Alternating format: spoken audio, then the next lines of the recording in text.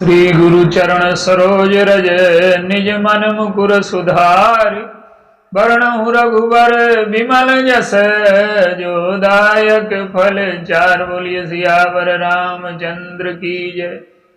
सिय राम मैं सब जग जानी करऊं प्रणाम जोर जुग पानी। आइए चित्रकूट महिमा के संदर्भ में मंदाकिनी गंगा में स्नान का क्या महत्व है, इस पर विचार करें। भगवान के जो वनवास की अवधि है वो अधिकांश चित्रकूट में ही गुजरी। मंदाकिनी गंगा जो है अनुसुईया जी ने प्रकट किया। आइए पहले राम कथा किन रूपों में हम देख सकते हैं और हमारे जीवन की किन परिस्थितियों में राम कथा किस प्रकार से उपयोगी। जीवन की जितनी भी परिस्थितियां हैं, भगवान का रूप हमें हर परिस्थिति में हमारी हर परिस्थिति में मदद सहारा देने को तैयार है। देखिए, राम कथा को मंदाकिनी भी कहा गया, राम कथा को गंगा भी कहा गया, राम कथा को सरयू भी कहा गया, राम कथा को नर्मदा जी भी कहा गया, राम कथा को शोन भी कहा गया। सानुज राम समर जैसे पावन मिलो महानद शोन सुहाओ। इसका अर्थ क्या है? प्रभु ने जब अवतार लिए तो उनके अनेकों रूप हैं और वो मनुष्य की हर परिस्थिति में सहायक है। अगर मर्यादा पुरुषोत्तम का रूप देखना है तो प्रातः काल उठ गए रघुनाथा और पिताजी के लिए, पिताजी के वचन को सत्य सिद्ध करने के लिए 14 वर्ष का वनवास, ये मर्यादा का रूप। प्रेम का रूप देखना है तो मित्रों से जानबूझ करके हार जाना, छोटों को बड़ा बनाने का रूप देखना है तो भरत जी को किस प्रकार से बड़ा बनाया, बंदरों को किस प्रकार से बड़ा बनाया, कोल भिल्लों को किस प्रकार से बड़ा बनाया। संघर्ष का समय हो तो धनुर्धारी योद्धा का रूप आप देख लीजिए।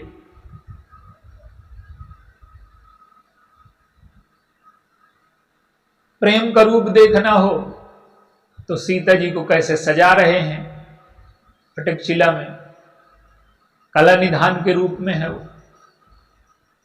तो जीवन की कोई भी परिस्थिति हो, हर परिस्थिति में भगवान हमारे साथ हैं।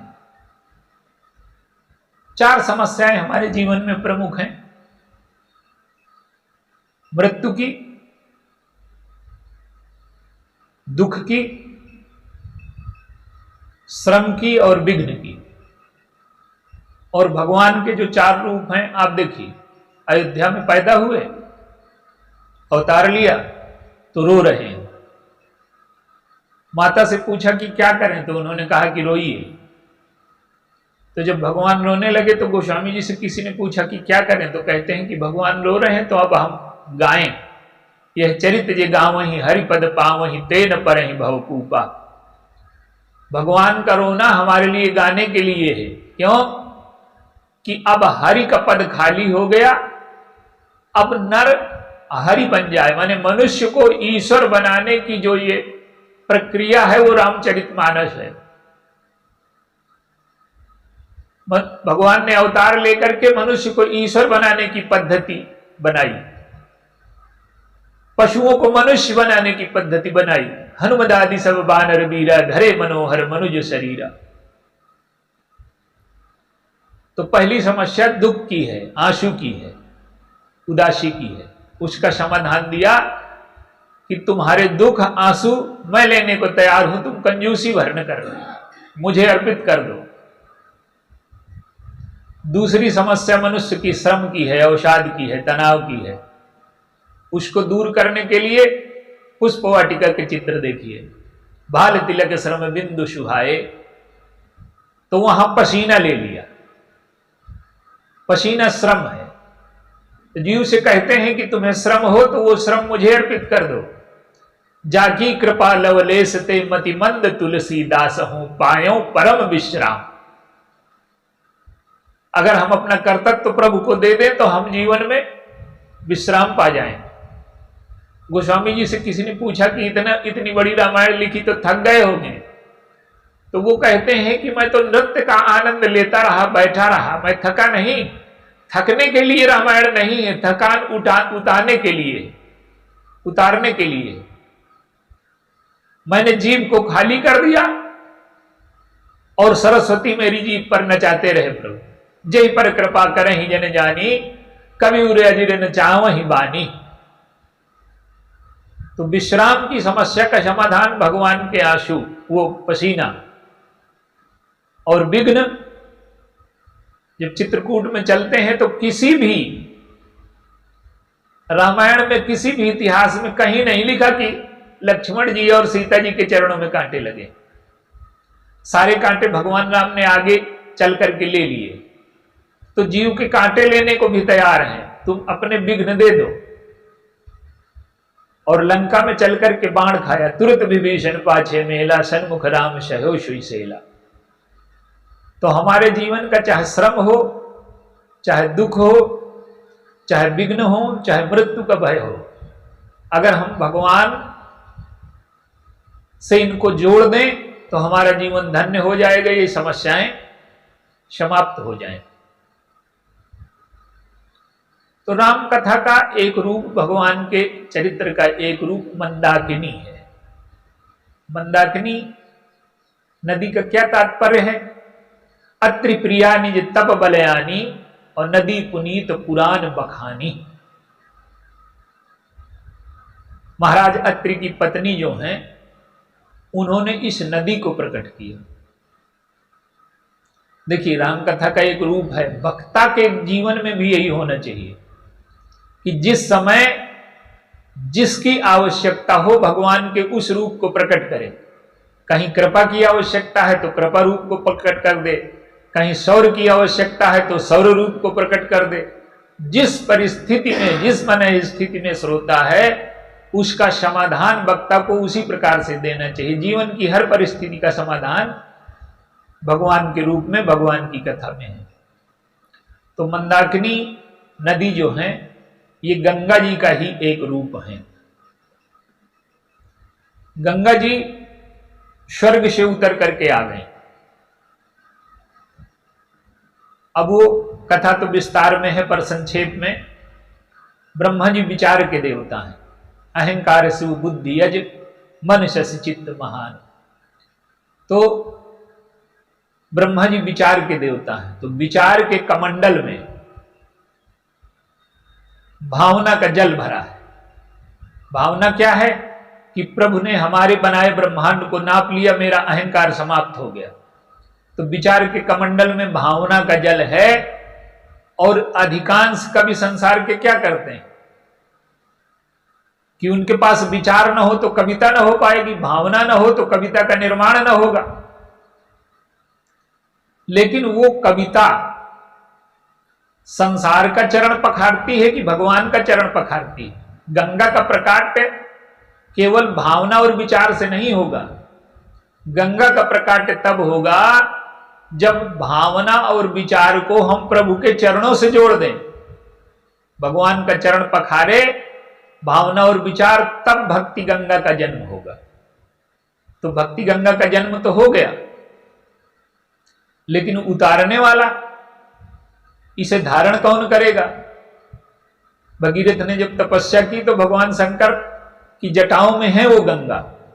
ब्रह्मा जी के कमंडल से भगवान शंकर की जटाओं में आ गई, माने विचार की गंगा विश्वास में स्थित हो गई। श्रोता श्रद्धा से सुने और वक्ता विचार से कहे, क्योंकि वक्ता विचार से न कहेगा तो वो तारतम्य बना न पाएगा। तो विचार वक्ता का और श्रोता की श्रद्धा, तब कथा का अवतरण होता है। लेकिन अभी कथा को और नीचे आना है, गंगा को और नीचे आना है। तो भगीरथ जी आए, तो भगीरथ जी से कहते हैं कि मैं गंगा अपने जटाओं से तैयार हूं, लेकिन धारण कौन करेगा? तो भगवान की भक्ति मूल रूप में बहुत जटिल है, बहुत कठिन है। रघुपति भगति करत कठिनाई, भगवान की भक्ति को धारण कर पाना मूल रूप में बहुत कठिन है, लेकिन श्रद्धा के रूप में धारण की जा सकती है, विश्वास के रूप में धारण की जा सकती है। तो पार्वती जी ने जब पूछा तो कहते हैं, पूछे हो रघुपति कथा प्रसंगा, सकल लोक जग पावन गंगा। जिस प्रकार से गंगा हमारे मैल को, कलुष को धो देती हैं, हमें जीने के लिए, तृप्ति के लिए जल देती हैं, सिंचाई के लिए जल देती हैं, लाख लाख उपकार हैं गंगा जी के, उसी प्रकार से भगवान की कथा हमारे अंतःकरण के कलुष को धोती है, हमारे जीवन की प्यास को मिटाती है। हमारे जीवन के लाख लाख उपकार कथा गंगा के द्वारा होते हैं। तो श्रद्धा भगीरथ के द्वारा भक्ति की गंगा नीचे उतरी, पार्वती जी भगीरथ बनी। वो कहती हैं कि एक गंगा तो हमारे पिताजी ने प्रकट की और एक गंगा मैं प्रकट करूंगी। एक कथा गंगा भगवान शंकर के सिर में है और एक हृदय में है। तो गंगा जी का प्रकाट्य तो हो गया पृथ्वी पर अत्रि महाराज को स्नान करने के लिए चित्रकूट से प्रयागराज जाना पड़ता है। देखिए, अगर श्रोता अत्रि नहीं होगा तो मंदाकिनी चल करके नहीं आएंगे। एक गंगा है वो साधना की, भगीरथ जी की, और एक गंगा ये है अनुसुईया जी की, जो कृपा से प्रकट हो गई। माने गंगा जी आ गई, लेकिन उसमें भी अब जाने का श्रम तो करने पड़ता है। वक्ता कथा कह रहा है तो आपको घर से तो जाना ही पड़ेगा सुनने के लिए। तो अब अत्रि जी को बड़ा कष्ट होता है, तो अनुसुईया जी के मन में आया कि हम इस गंगा को प्रकट करें। तो उन्होंने अपनी तपस्या के बल से गंगा जी की एक धारा चित्रकूट में प्रकट कर दी। अब ये हमारे अंतःकरण में ये धारा कैसे प्रकट हो, इस सूत्र को आप थोड़ा विचार करें। उस गंगा का प्रकाट हुआ भावना के जल से, विचार के कमंडल से, विश्वास की जटाओं से, श्रद्धा की भगीरथ से वो नीचे उतरी। और ये कृपा गंगा है, वो साधना गंगा है, इसमें कोई साधन नहीं करना पड़ा। अनुसुईया जी ने प्रकट कर दिया। अब अत्रि और अनुसुईया कौन है? हमारे जीवन में अगर ये प्रतिष्ठापित हो जाए तो हम मंदाकिनी में स्नान तो साल में 2-4 बार कर सकते हैं, 10 बार कर सकते हैं। अगर हमारे अंतःकरण में प्रकट हो जाए मंदाकिनी तो हम नित्य स्नान करें। तो ये मंदाकिनी जी कौन है? अत्रि श्रोता के स्थान पर, वक्ता के स्थान पर अनुसुईया। जैसे अत्रि को चाहे जितना कष्ट मिले वो जाते हैं, उसी प्रकार से श्रोता के अंतःकरण में जिज्ञासा और श्रद्धा की वृत्ति होनी चाहिए, वहां स्नान के लिए जाना ही है। और अत्रि कौन है? अत्रि जी हैं महात्माओं में शिरोमणि, अमाने नहीं त्रिमाने 3, जिन्होंने काम क्रोध लोभ को अपने जीवन में नियंत्रित कर लिया है, जीत लिया है, विजय पा ली है। तो वो अत्रि जी हैं। और अनुसुईया जी कौन है? अनुसुईया एक वृत्ति है। कई प्रकार की वृत्तियां हमारे अंतःकरण में होती हैं। एक वृत्ति यह है गुण दोष देखने की। दोष अलग है, गुण अलग है, इसको देखना है। तो हमारे जीवन में क्या है कि दूसरों के दोष देखना, अपने गुण देखना, एक प्रवृत्ति तो ये। इसे थोड़ा अगर और देखें इसमें, तो दूसरों के दोष बढ़ा करके देखना, अपने गुण बढ़ा करके देखना, दूसरों के गुण घटा करके देखना, अपने दोष घटा करके देखना। सामान्य व्यक्ति में यही प्रवृत्ति पाई जाती है। एक प्रवृत्ति है तटस्थ दृष्टि की, कि गुण में गुण देखना, दोष में दोष देखना। यह बड़ी मुश्किल से आती है जीवन में। अपने गुणों को तो हम देख लेते हैं, पर अपने दोष को देख पाना बहुत कठिन होता है। सुग्रीव जी का चरित्र क्या है? सुग्रीव में कोई विशेषताएं नहीं, कायर हैं, भगोड़े हैं, परिस्थितियों का सामना नहीं कर पाते, लाखों कमियां हैं, लेकिन उनमें एक विशेषता है कि उन्हें अपने अज्ञान का ज्ञान है। आप कितना जानते हैं इसका भी मूल्य है, लेकिन आप अपने दोषों को जानते हैं कि नहीं जानते? और अगर आप अपने दोषों को नहीं जानते तो फिर आप कुछ जानते नहीं।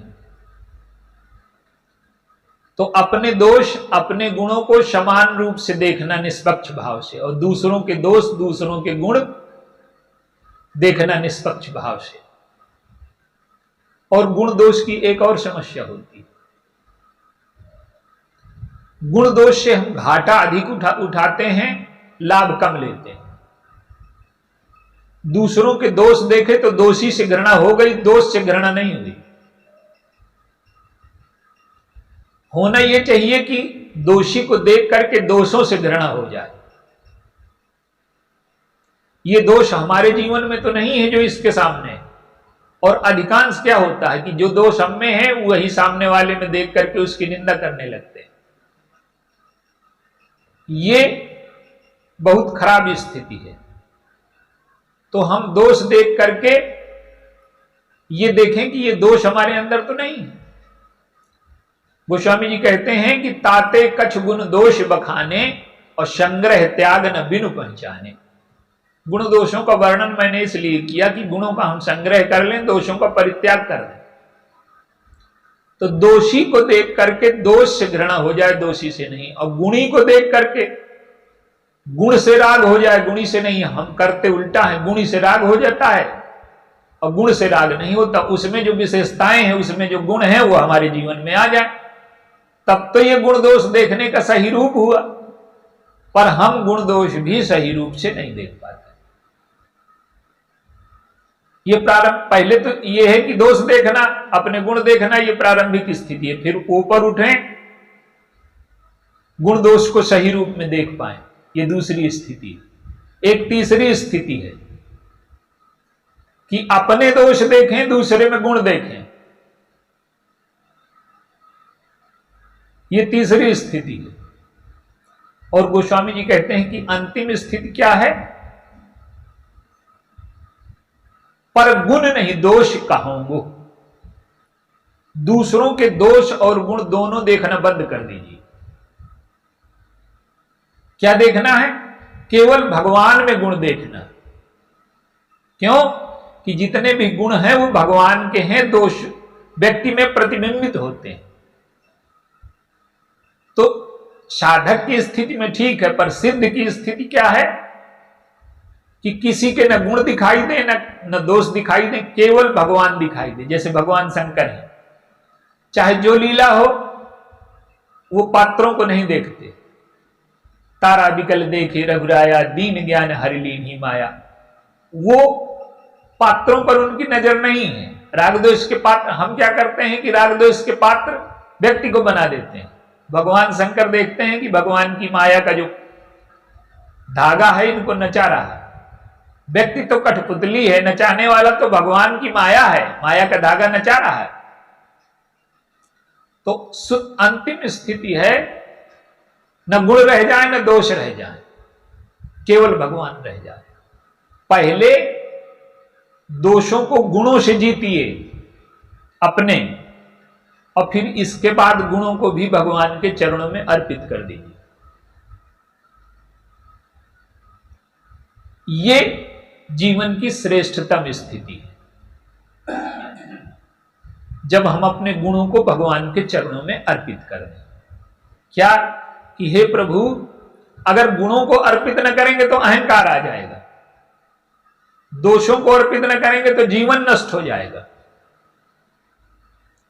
दोषों को मिटाएं गुणों से और गुणों को भगवान में अर्पित कर दें। ये एक प्रक्रिया है। तो ये असूया वृत्ति है, दूसरों के दोष देखना। एक वृत्ति ये असूया है, ये तो सामान्य वृत्तियां हैं। असूया की वृत्ति क्या है कि गुण में भी दोष देखने लगना। हम दोष में तो दोष देखते ही हैं, सामने वाले के गुण में भी दोष देखने लगते हैं, और इस वृत्ति को असूया वृत्ति कहते हैं। और सामान्य मनुष्य में यही वृत्ति पाई जाती है। और असूया वृत्ति का परिणाम यह होता है कि जीवन नष्ट हो जाता है, और हमारे जीवन में न कोई उत्साह है, न प्रफुल्लता, न प्रसन्नता, न आनंद। क्यों? कि कोई कूड़ा आपके दरवाजे में डाल जाए तो आप बहुत गुस्सा होंगे, लेकिन वो कूड़ा हम अपनी आंखों से, कानों से इकट्ठा कर रहे हैं जीवन में, तो जीवन नष्ट तो होगा ही। तो अनसूया कौन है? जिनके जीवन में दोष में भी गुण देखने की प्रवृत्ति आ गई। गुण में दोष निकाल देना असूया। देखिए, भगवान की जो कथा है वो मन में बैठ करके सुनी जाती है, बुद्धि में बैठ करके सुनी जाती है, चित्त में बैठ करके सुनी जाती है। मन में मनोरंजन होता है, बुद्धि से विचार होता है, और जब कथा चित्त में चली जाती है तो कथा जीवन बन जाती है। तो कथा को हमें जीवन बनाना है। पहले मन से रस लीजिए, बुद्धि से विचार कीजिए, और चित्त से जीवन में उतार लीजिए। तो जीवन में कथा, भगवान राम का चरित्र आपके जीवन में प्रकट हो जाए, उतर जाए। यही है चित्त के चित्रकूट की मंदाकिनी का प्रकट होना। तो मंदाकिनी, अनसुईया जी कौन है जिन्होंने मंदाकिनी को प्रकट किया? जिनके जीवन में दोष में भी गुण देखने की प्रवृत्ति है, अनसूया। आप देखिए, भगवान की जो कथा है, भगवान का जो चरित्र है, अगर इसमें जीवन में सुख दुख तो आएंगे, और अगर हम ये सोचें कि भगवान हमारे जीवन में केवल सुख दे, दुख ना दे, तो फिर हम कभी भगवान के भक्त हो नहीं सकते। सुख दुख तो जीवन में आने ही। तो सुख को भगवान का प्रसाद मान लें और दुख को भगवान का निमंत्रण मान लें।